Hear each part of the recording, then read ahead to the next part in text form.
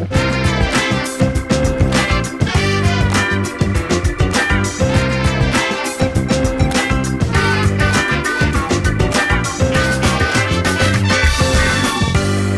have someone in studio that is here to capture the memories. She creates videos to help us bond our family ties. Welcome Alexis Doty to the show. Thank you for having me, Anita. I really appreciate it. Thanks for coming down. Now, you've been creating videos forever. 28 years. Started in a studio just like this. Okay. Yeah. What sparked your interest in creating videos? Oh, I love videos. I love video production. I've always wanted to be in doing all the aspects of it, the camera, the lights, the editing. I just always thought it was a creative aspect, but every client is different, every video is different. Now, how do you use video to bond families and create memories? I mean, we all know about the shaky videos that we create for home videos for families, but professionally, how do you add that special touch?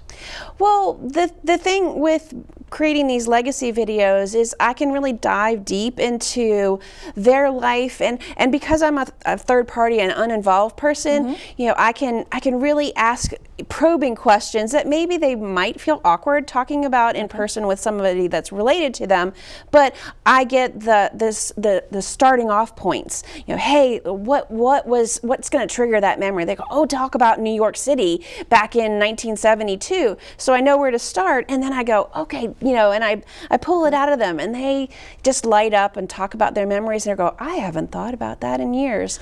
So it's fun. How did you come up with this idea?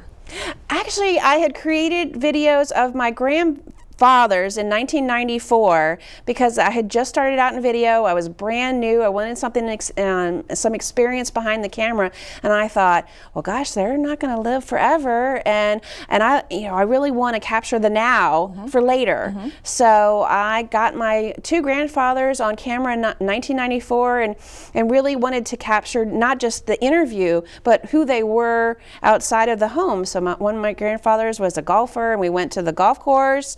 And now that I watched it, I just watched it recently, I'm going, oh my gosh, that's my grandfather golfing in his happy place. And my other grandfather loved dogs and walking in his dog, and I got him walking down the in Chesapeake Beach, Maryland, on the boardwalk. So and that was his happy place. So to be able to bring that moment back to me, I watched it just the other day. I was going, oh my gosh, there's my granddad. And it's been how many years since he's passed away? And there I was in the moment with him again. And that's just, to me, that's just priceless, really, to be able to get back in that moment with my grandfather, with him, his spirit. And you travel to get these things done. Oh, yeah.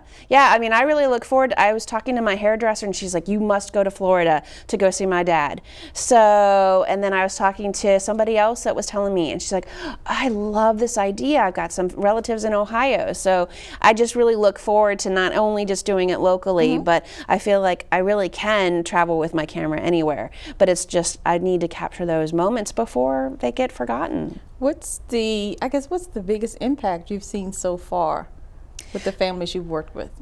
I just think it's just that oh my gosh, this is such a priceless.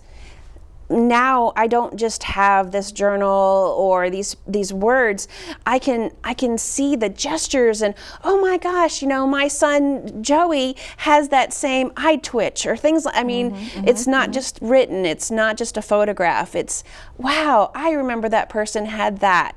So just being able to give that to the family has just been great. It brings that great memory to life. Yeah. Because I can imagine some of my relatives that have passed, great aunts and uncles, what it would mean to actually have them on video. Yeah. Saying some of the old Southern sayings that they used to say, or even just video of them cooking my favorite meal. Yes, definitely. Maybe if we're going to be real about it. Yeah. Well, because then you might be able to see that pinch or whatever that isn't in the recipe. You're like, well, it doesn't taste like grandma's. And they're like, oh, yeah, they just grabbed that pinch or whatever. So, because I had a favorite dish from each great aunt. Yeah. Each one of them were different. So I just ride around town. In one place I'd get a sweet potato pie, and the next place I'd get some collard greens, and the next place. And before the end of the day, I've had Yep, a great meal. Right. Yeah, exactly.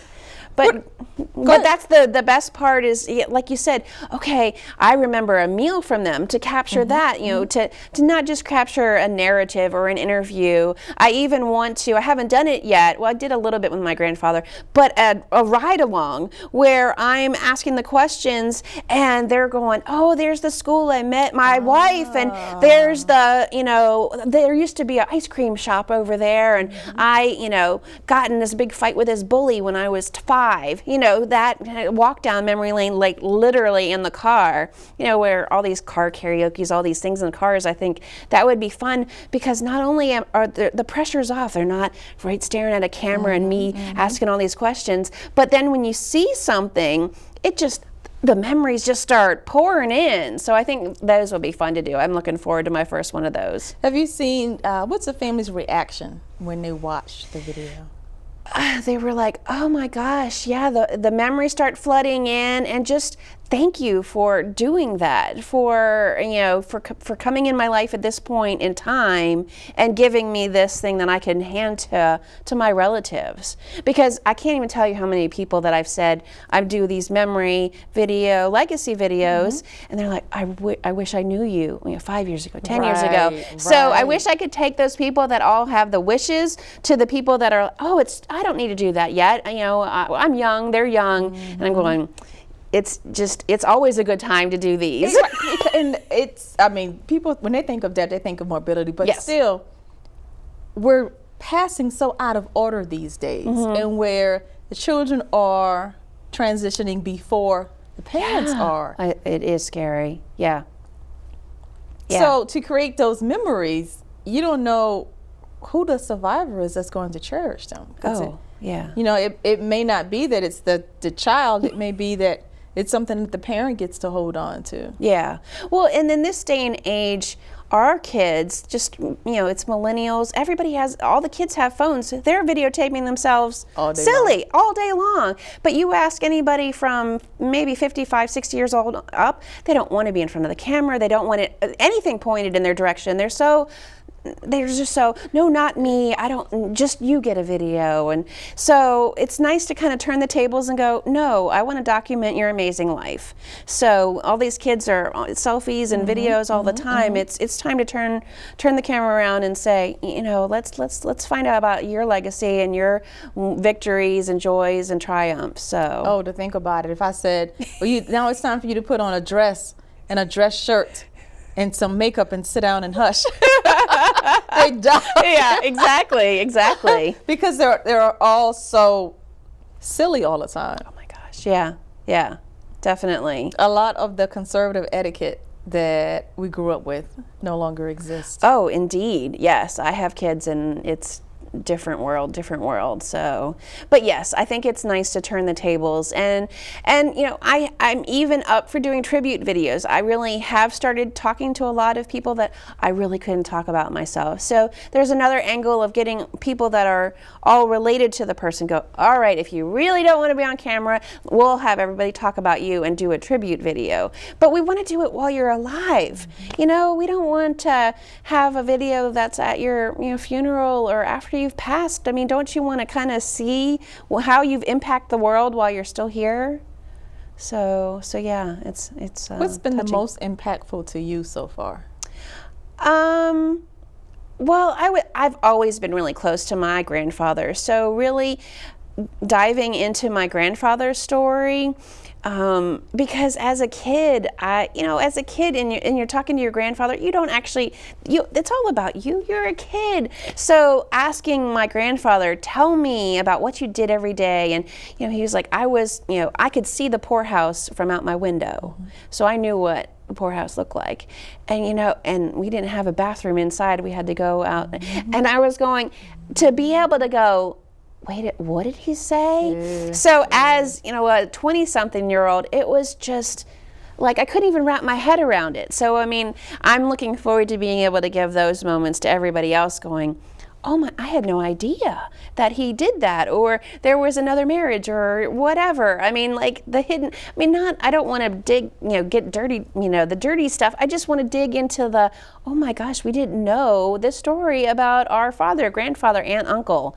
So that's the stuff I'm really looking forward to. And for me, it was an aha moment.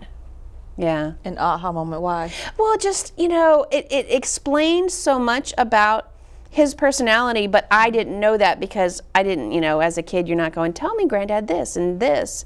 I mean, they're all about you. Hey, let's do this for you and you and you. So to turn the tables even on him at that late stage in life, and I was in my 20s, so I could grasp the concepts. At 12, maybe I couldn't have grasped that he was literally looking out and could see, what could have been if they didn't make enough money. Yeah, because I did a genealogy project one time and interviewing some of my older cousins. Yeah.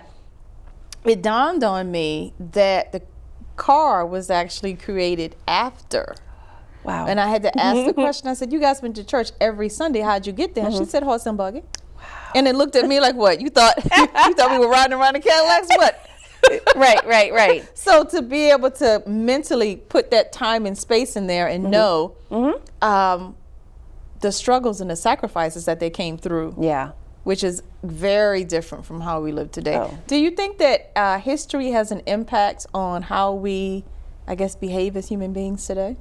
Oh, yeah. I mean, sometimes we repeat the same mistakes, but I think maybe these legacy videos can kind of highlight some of the trials and tribulations people are going through as a family. So this might be able to, like I said, fill in holes, but yeah, some people are making the same mistakes. I mean, in terms of, well, maybe you find out that you were all kind of screamers in your family and whatnot. So, oh, well, that explains why Dad, he, when he gets mad, he screams. He doesn't just like get mad and do the deep voice. I mean, sometimes you go, oh, that fills in that blank in my head of, oh, that makes sense.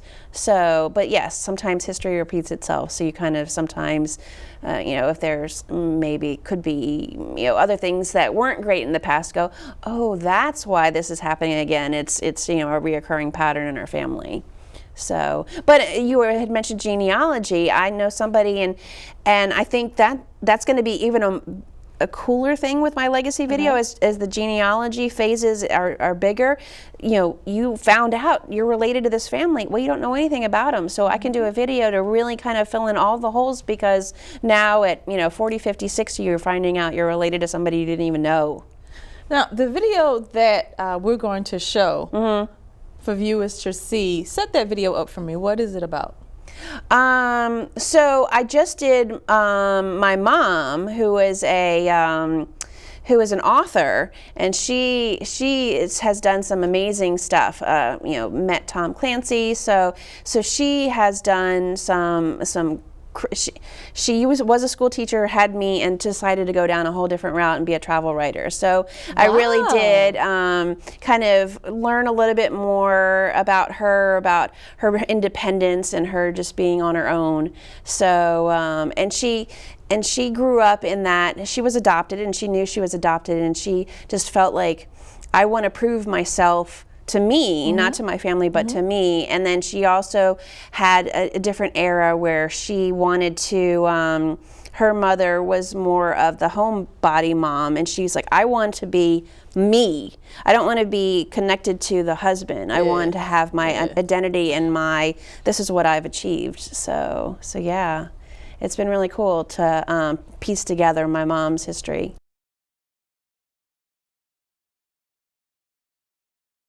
Originally, I was adopted, and I always considered the luckiest thing that ever happened to me. And my parents made it so special because they always told me most people just get whatever child they have, but we picked you. So they always made it a very special thing, and I grew up to feel like it was something that made me, set me apart. My advice to anyone who happens to be listening to this is, there are 4 things you need to learn to say. And in order to learn to say them, you have to have developed a sense of self-worth. You have to know that you are valuable at what you do and have confidence in that. And the 4 things are, I'm sorry, I was wrong, I don't know, help me. And you need to know when it's important to say those things and be able to say them sincerely. And if you do, it will help you in your professional life, it will help you in your personal life, it will make you a better person.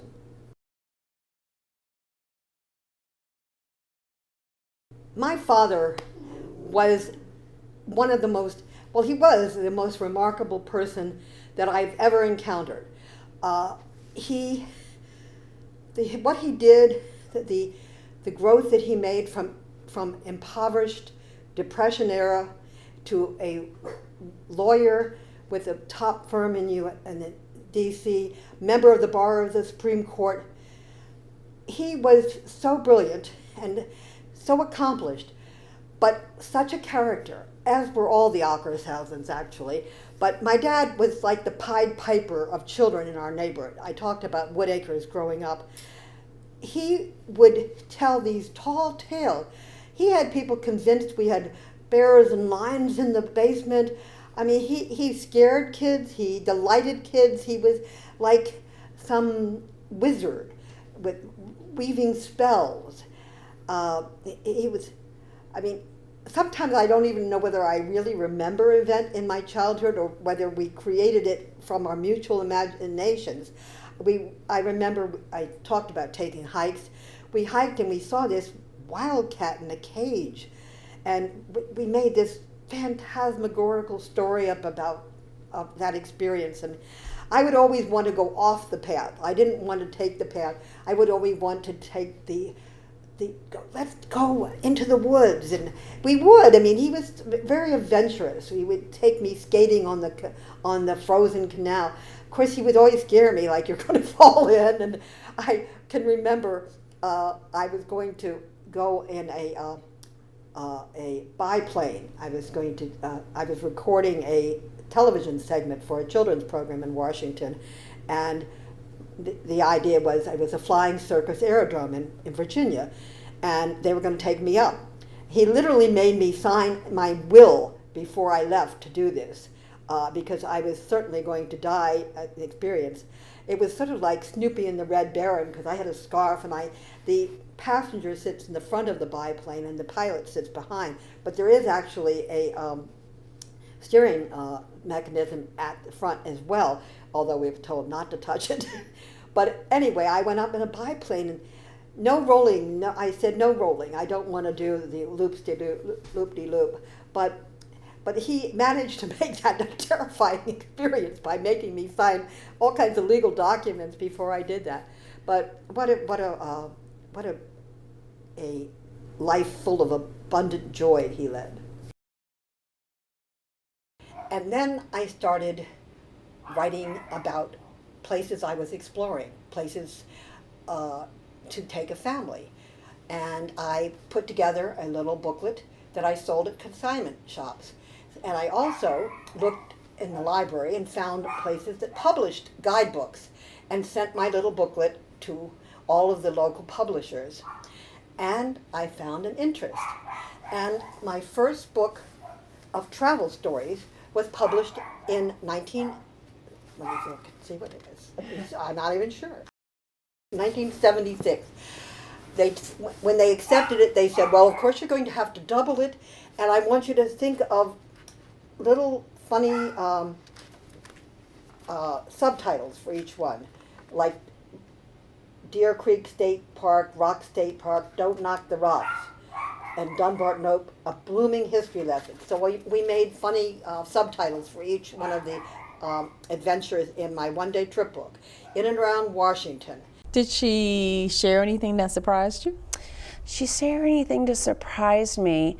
I guess it wasn't really surprising. It was more I looked up to her in a different way, especially as an entrepreneur myself, going, wow, she really did set herself goals, and she really did want to be her own person, and she had her goals. She wanted to have 10 books that she wrote, and she wrote 12. So it was kind of neat to, at this older stage, because I don't know if everybody's role models are their parents. Not often. It's teachers and elders, like not that level. So it was really kind of going, as an entrepreneur, going, she really did set goals and achieve them, and that's really great to look back to your mom and go, wow, that was great. So yeah, so that was more my moment with my mom, going, wow, I'm really proud of her. Now you said she was a travel writer. Yeah. She's written 12 books. Yeah.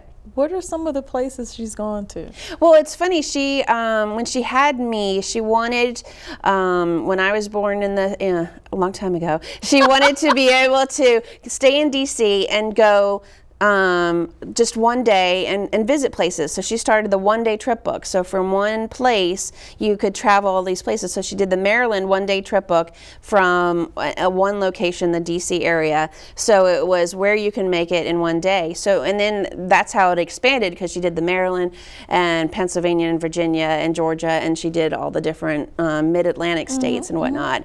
So I was not a big travel person. So I was not a history buff. She is a history buff. So I went on the fun ones, like the Six Flags or the fun places kind of places. I was like, please don't bring me to the museum where, I have to walk through the museum. But you don't think that feeds into some of what you're foreseeing now as far as creating these family legacy videos? Yeah, I think that she taught me that you can be creative, you can just think outside the box too. I mean, she was definitely supportive of me many years ago, going, I love this, personal video biography idea. It just wasn't the right time and place in terms of me as an entrepreneur. So she's like, this is a great idea. So I think having her as, and my dad was an art teacher, he taught art. So I have and my grandfather was into photography. So I'm just come from a creative. Okay, so you come from a family of creative entrepreneurs. Yeah. Have you ever had a 9-to-5 desk job? Very rarely. I think in my 28 years in the business, it was 2.5 years. Really? Yeah. I thought when I went to college for film, I thought, oh my gosh, I'm going to go out and get a full-time job, and it wasn't in the cards right away. And then now it's almost like so hard for me to think of a 9-to-5. I just am such an entrepreneur spirit, independent. I'm a goal setter. I'm a list checker and writer, and give myself goals, and that's just the type of person I am. So now, how do you use that creativity? How do you use that creative background to make the videos about the families interesting?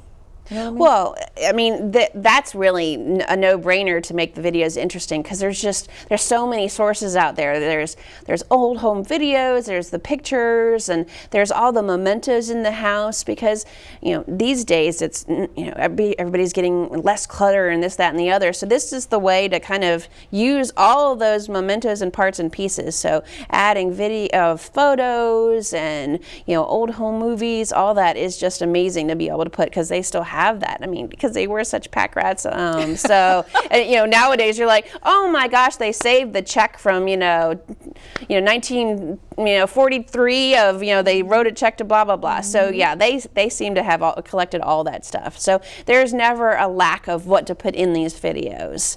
So yes. So what are some of the things that you collect to put in them? Well, other than the videos and the photos, for instance, let's start from the very beginning and say the family has commissioned you to create a legacy video. What is the next thing you would do with the family? Walk us through the process. Well, most likely, as soon as they commission the video, then I would do the pre-questionnaire.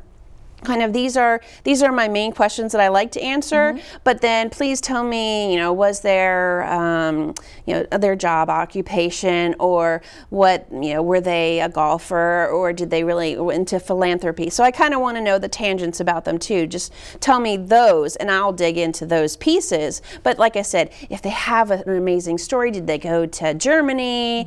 Did they, did they have an amazing, internship somewhere? So I try to get some bouncing off points. So that's all in the pre-interview with them. And then And then I say, okay, obviously I would say, would you like the car? Do you want it at the house? Do you have a particular place? Because I want them to be comfortable when I interview them. So that's the biggest thing. I just want it to be completely natural. And everybody's like, oh my gosh, you put a camera up and then there's a light there and I have a microphone.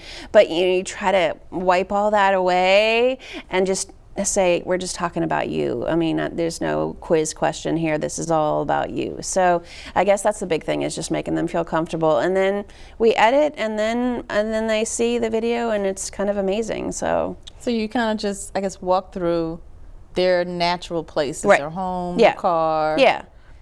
But I mean, I try to dig deeper. I mean, we're going to talk about the big ones, but they can do that on their phone and whatnot. I want to have it with me. Is a deeper dive. So, and then there's really all kinds of tangents. I can do husband and wives. I can do anniversary videos. I mean, there's really kind of the sky's the limit. It's kind of exciting to go, gosh, this is really a jumping off point. You can do so many things. Or a family reunion, like you get everybody to come to the DC area, and I interview like 10 people and put all kinds of stories together. So it's really kind of fun to think, oh my gosh, all the possibilities out there. So it's exciting. It is. It's just overwhelming sitting here thinking about it. Yeah. Have any of the interviews that you've done so far emotionally impacted you? Well, yeah, I was talking to this gentleman that grew up in Wales, and he was an older gentleman, and he's like talking about the bombs, and literally the planes are coming overhead, and I was going, oh my gosh, like, you didn't warn me about this. I mean, I was just really going, oh my, and I kept going, well, let's go back to that. And for him, it was like a no-brainer, or like no big deal, but I was going, this is big. Our generation does not understand that at all. And I'm trying to get them to sit into that. Wow, he was there when they weren't just doing drills. This was the real deal. So, it's, trying to give me a day in the life of that day. So that got me a little emotional. But I mean, the big thing for me is, even if I do get emotional, I mean, I don't want to sit there and cry, because I don't want to spur them to cry. So, I mean, a lot of it is me being internal. But when I watch and edit later, going, oh my gosh, like, I had no idea. So that's when it really kind of hits me, some of those stories.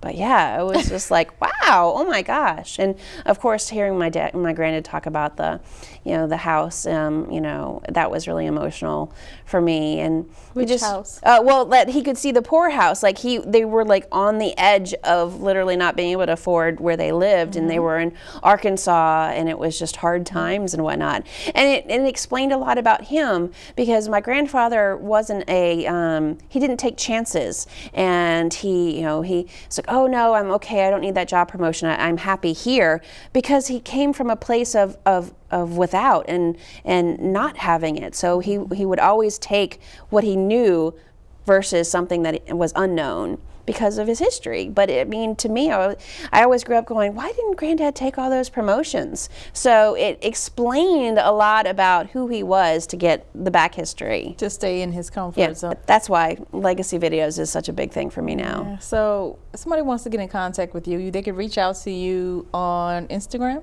Yeah, I'm on Instagram, more as my, the main company, my F22 Video Solution. So I'm on Instagram, on Twitter. I mean, I'm an old fogey kind of thing. So I'm not like the youngins that are posting all the time, but I'm on all the social media now, so. I'm Anita, your host. Be sure to check out That's Anita Live for where and when to see our next video.